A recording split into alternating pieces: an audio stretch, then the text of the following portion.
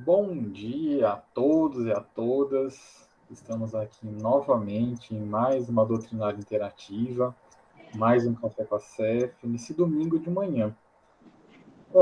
O tema de hoje é o mal e o remédio.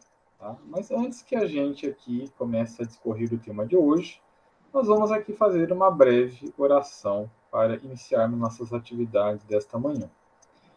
Neste momento, nós vamos agradecendo por mais essa oportunidade de estarmos aqui em mais uma doutrinária, que possamos aqui mais nessa manhã contar com o auxílio da espiritualidade amiga, nos esclarecimentos, nas orientações, e que as pessoas que irão assistir essa doutrinária possam assimilar, ser esclarecidos, e que esses esclarecimentos possam facilitar ou ajudar, pelo menos, a evolução espiritual de cada um.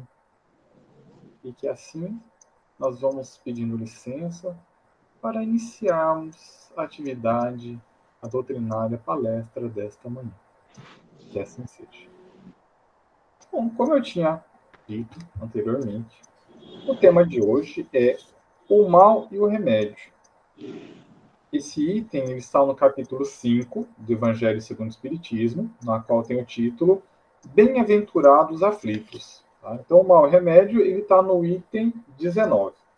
Antes que a gente, né, então, para quem já acompanha os doutrinários de domingo do Café com a CEF, a gente trabalha numa dinâmica, né, com convidados. Hoje nós temos aí com a participação de nossa amiga Milene, nossa amiga Maura Lúcia e nosso amigo André. Então, antes eu vou fazer a leitura aqui de 3 questões, né, do início aqui, né, do item 19, e logo em seguida passaremos as perguntas para os nossos convidados. Então, diz o seguinte, o item 19 dessa passagem.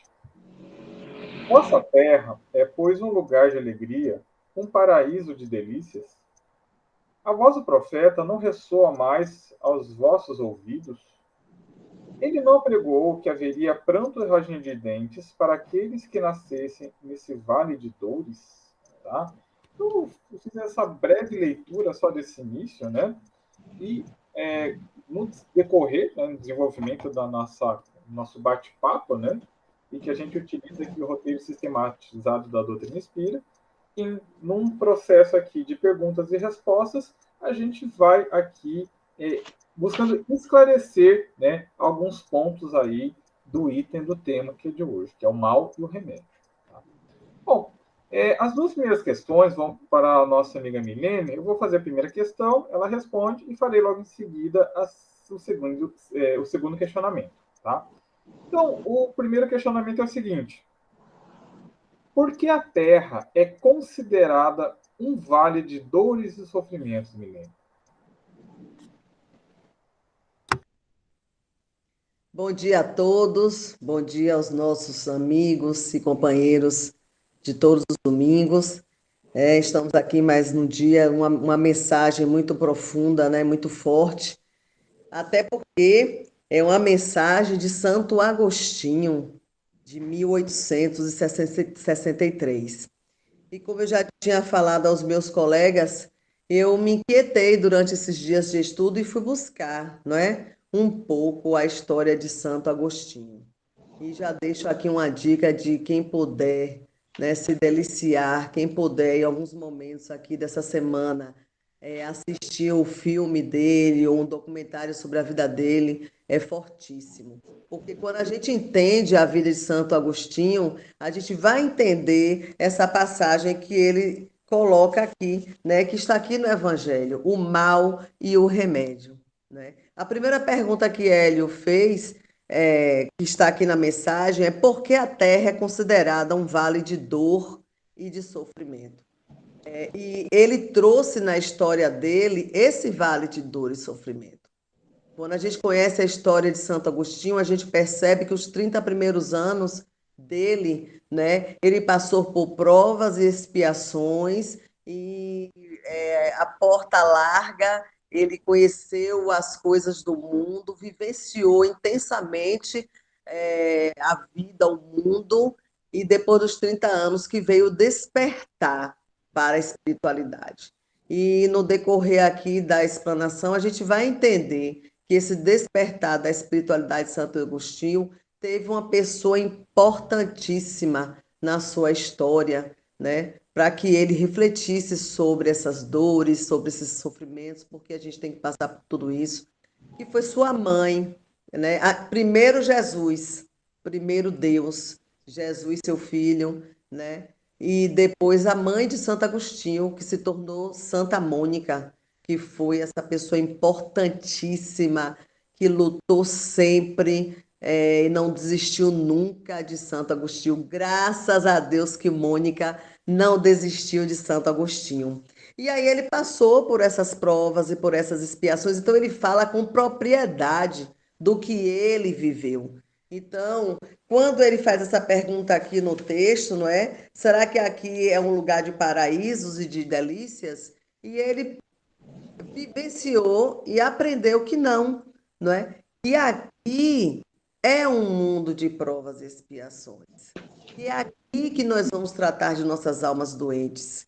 E se a gente tiver como guia o Evangelho, ele vai nos convidar a conhecer o Mestre Deus e o Mestre Jesus. Ele vai nos convidar a refletir. Não é que o Evangelho, eu vou ler o Evangelho, está tudo resolvido, eu vou saber lidar com as provas e expiações.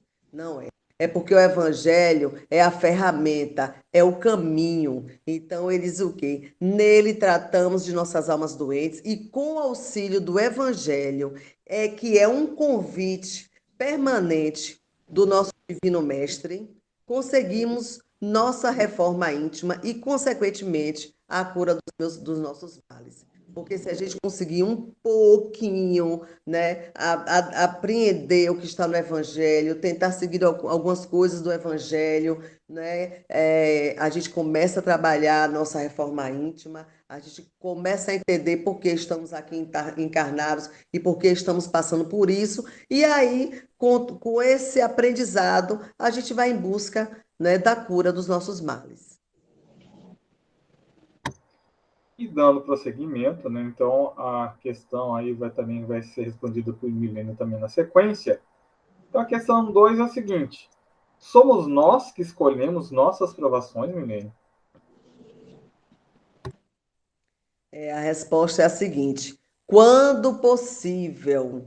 Então, já está afirmando aqui que quando a gente reencarna, a gente não vem com a nossa programação toda escolhida por nós, não é? Às vezes sim, às vezes não. Quando é possível, nós escolhemos as provas, porque vamos passar.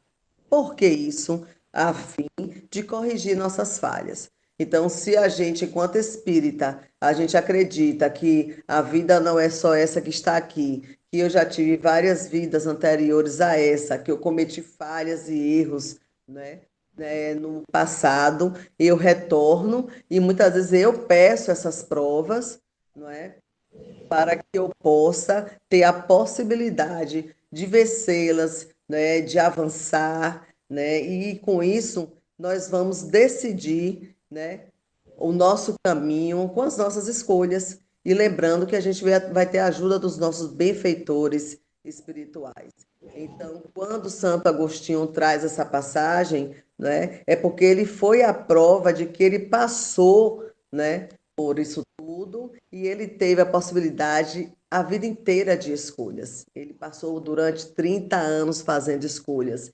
Na sua maioria, ele achou que eram certas? Não, não eram, mas sua mãe estava ali, persistente, né? Acreditando que uma hora o Cristo iria tocar seu coração. E aí ele passou por todas as experiências, né? Por todas as provas. Algumas ele escolheram, outras ele teve que passar, né, para resultar no que nós conhecemos, da grande obra, a grande história, o grande aprendizado que Santo Agostinho trouxe para todos nós. E aí ele diz assim: nossos sofrimentos são fruto de nossas ações delituosas do passado. Então, que bom que hoje a gente pode estudar e ter essa consciência de que nós estamos aqui e que a gente pode, né, buscar um rumo, né, e pensar e refletir o que é que eu posso fazer hoje nessa oportunidade que eu estou nessa vida aqui agora, para poder fazer um novo caminhar. Muito bem. Então, feito talvez aí a parte introdutória do tema, né, que, como eu falei anteriormente, o mal e o remédio. Então, o que Milene escorreu aí nessas duas questões, né, digamos que essa questão de provas e expiações, ou seja, a questão, vamos dizer assim, do mal, né, daquilo que a gente vê aí realmente para os nossos resgates. E agora a gente vem para a parte do remédio, que são as duas próximas questões para Maura Lúcia. Então, Maura, a terceira questão diz o seguinte: então, qual o remédio para os nossos sofrimentos? Tem remédio? Né? Que remédio é esse? Bom dia, muita paz, muito mais paz a todos. O tema O Mal e o Remédio nos traz, nos alerta, nos traz para uma esperança incrível. Então, existe o mal e existe o remédio. E foi assim que, numa esperança muito grande, um jovem rapaz, ele, num dia de muito sofrimento, de muita angústia, de muita dúvida, de muito desespero, de muitos pensamentos contraditórios. Ele lançou mão do Evangelho segundo o Espiritismo. E ao abrir no capítulo 5, ele já ouvia falar do capítulo 5. Alguém falava. Ele frequentava o centro com a sua mãezinha. Aí ele disse: bem, diz que aqui no capítulo 5 tem o remédio. Eu vou procurar. E lá ele viu o esquecimento do passado, causas anteriores das aflições, causas atuais das aflições. E assim foi. Aí veio o mal e o remédio. Ele disse: bem, é aqui que eu vou encontrar a minha solução. Aí ele começou a ler o item, o mal e o remédio, numa esperança, numa ansiedade, na alegria que ia encontrar a solução para tanto sofrimento. Aí chega lá no meio do texto, diz: bem, existe um remédio infalível para todos os males.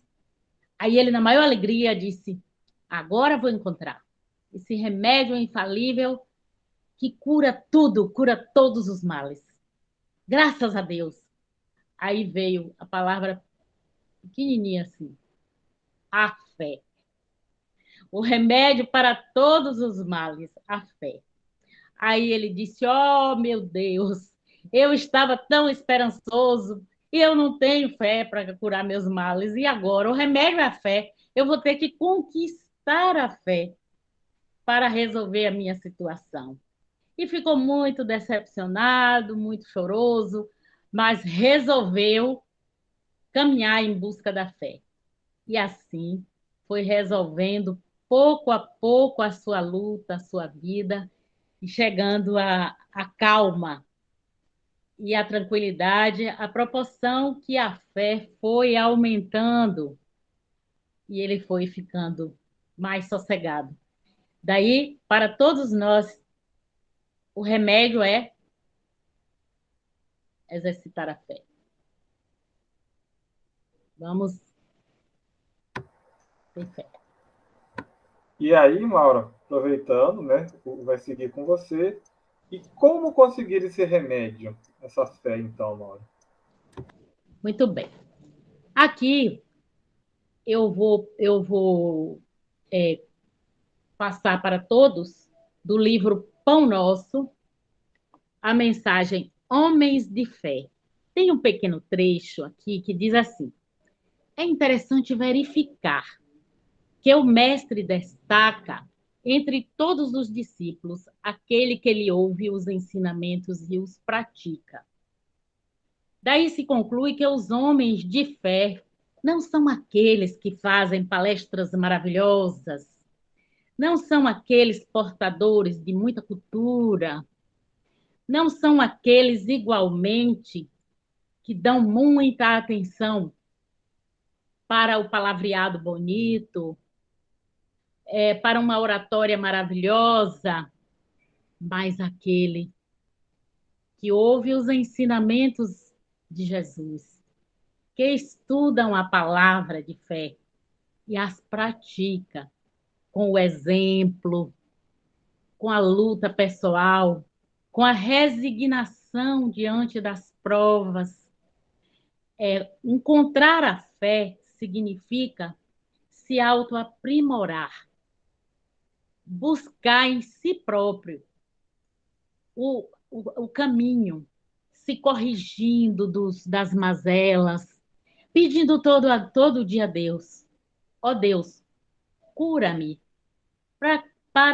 que eu seja um vaso a caminho de uma limpeza total. Porque a proporção que eu me torno um vaso limpo, eu proporciono a mim mesma despertar da fé. Por quê? Vou aceitar o outro do jeito que ele é. Você é calmo. Você é pacífico naquele momento que for necessário. Você é amoroso. Você é paciente. Vou lutar contra os meus erros. Eu vou estar pedindo todo dia a Deus: ó Deus, me perdoa. Ó Deus, faz com que eu perdoe a todo aquele que eu preciso perdoar. Ó Deus, faz de mim instrumento da vossa paz. Assim eu vou encontrando a fé, porque o meu coração vai se tornando leve, limpo, suave, e me torno a cada dia uma pessoa saudável, com saúde espiritual primeiro e a saúde física em seguida. Muito bem. Então, vamos encaminhando, né, para as duas últimas questões do nosso amigo André. André, o que acontecerá com aquele que sofre e tem fé? Oi, Hélio. Oi, Maura, Milene. Bom dia a todos. Hélio, essa pergunta, na verdade, ela segue a sequência e aí é um estágio que ele vai ser complementar das perguntas anteriores. Porque nesse estágio aqui, o indivíduo ele já compreende que ele está em um mundo de expiação e provas. Ele já tem essa compreensão que a dor vai chegar, que a dor ela existe, né? Que em algum momento vai bater e a gente vai passar por algum momento de sofrimento, de dor. Mas também, nesse estágio aqui, ele já compreende que tem um remédio, que é a fé. E ele vai compreender que ele já tem a proteção do Senhor. E o que acontece com tudo isso? A dor vai chegar, porque estamos no mundo de expiação e provas, só que o amadurecimento, o entendimento, o evangelho, né? E lá Milene falou, né, que o evangelho é um convite permanente para conseguirmos nossa reforma íntima. Então, quando a gente junta tudo isso, esse entendimento, esse estudo do evangelho e essa compreensão, que também esse estudo do evangelho pode se dar em qualquer das religiões que nós conhecemos, não necessariamente no espiritismo. E aí você começa a atravessar essa tempestade, essas dificuldades com mais serenidade, confiando de que isso vai passar e de que estamos em um estágio da nossa evolução, em um momento da nossa evolução, de débitos passados, talvez, de débitos adquiridos em cada reencarnação, enfim, mas que a gente não perca de vista, né, esse entendimento e esse estágio que a gente, ou por amor ou por dor, que a gente vai ter que alcançar, que é a busca da fé, de olhar para o céu e entender que tem um Senhor que nos protege, nos guia, nos conduz e nos ilumina sempre. É só a gente olhar para o céu e nos entregarmos, né, buscando a fé. Nossos caminhos, nossas dores serem atenuadas. Não vão ser extintas, mas atenuadas. E aqui vai o último questionamento, né, que também vai para André. Ele diz o seguinte: o sofrer é motivo de alegria? É uma pergunta até meio estranha, né? Mas, enfim, existe uma resposta aí perante o Evangelho, né, André? Bom, e como é o último questionamento, tá? Então, o André vai responder e eu vou deixar, então, ele à vontade para fazer a nossa oração final de hoje, viu? É com você. Ok, obrigado. Aparentemente, o sofrer motivo de alegria pode soar de uma maneira equivocada, né? Se a gente só entender que temos essa existência. Mas quando a gente compreende que temos diversas existências e que estamos aqui no mundo de expiação e provas, que é a Terra, que ao mesmo tempo que é um hospital, é um educandário, onde a gente está aqui para aprender, a gente pegando cada respostinha, né, e vamos comparar que seja estágios de nossa vida, a gente vai chegar em um momento que a gente vai compreender que o mal é bom, né? E se a gente passar e sofrer sem murmurar, sem reclamar, a gente vai estar se iluminando, vai estar quitando algumas dívidas nossas e preparando um futuro melhor, né? Porque o nosso caminho, o nosso futuro é voltar para uma das diversas moradas que existem na casa do Pai e voltar para nossa pátria, né? E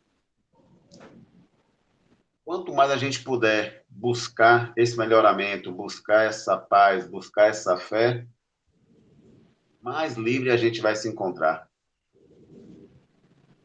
E nada mais, né, tão próprio para o momento que nós estamos passando da pandemia, de tantos sofrimentos, de tantas angústias, de tantas dores, mas o que nos move hoje é a fé inabalável em um Deus que nos protege, o, o nosso caminhar no Espiritismo, que poderia ser em qualquer outro lugar, mas que buscando Deus, tendo fé,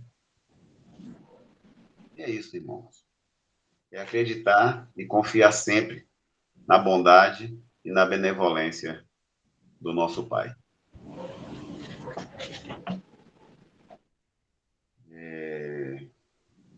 Nesse instante, eu peço a todos que fechem os olhos, vamos mentalizar o nosso Senhor, nosso Pai, nos abençoando, nos guiando, nos iluminando. E eu vou ler uma oração que está na coletânea das preces espíritas, nas aflições da vida. Deus onipotente, que vê as nossas misérias, digna-te de escutar, benevolente a súplica que neste momento te dirijo. Se é desazorrado o meu pedido, perdoa-me. Se é justo e conveniente segundo as tuas vistas, que os bons espíritos, executores das tuas vontades, venham ao meu auxílio para que ele seja satisfeito.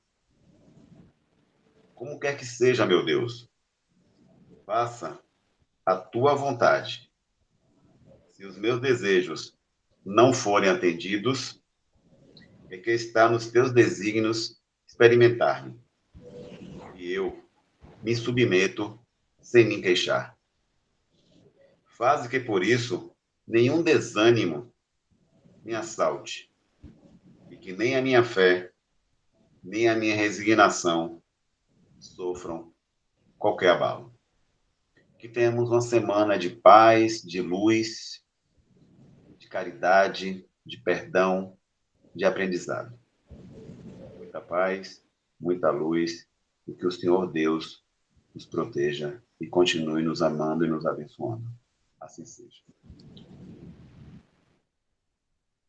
Assim seja. Um abraço para todos. Assim seja. E assim, então, nós encerramos a doutrinária de hoje, agradecendo a atenção de todos e todas. Tenham um ótimo domingo, uma excelente semana e até a próxima oportunidade.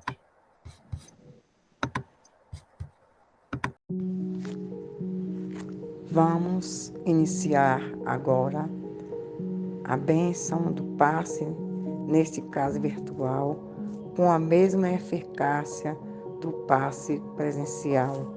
O que caracterizará será a intenção com que aquele que se posiciona como receptor terá, entregando-se com a confiança e a boa vontade. Respiremos profundamente e vamos nos transferir mentalmente ao auditório da nossa querida instituição, Sociedade de Estudos Espíritas Feirense, onde criamos a energia e a psicosfera apropriada para nos conectarmos com os amigos espirituais. Já com esse ambiente em nossas mentes, façamos as respirações profundas e nos conectando com os amigos espirituais, com o nosso mentor. Respirando, inspirando e expirando e criando um canal de intercâmbio com os planos superiores, nos proporcionando mais equilíbrio, nos fortalecendo a fé, permitindo que os benfeitores nos renovem. Batei e a porta abrirá à nossa frente, com uma luz intensa que nos aquece e clareia nossas mentes e as almas. Sentimos uma paz tão grande. Nos deixamos ficar assim por alguns segundos.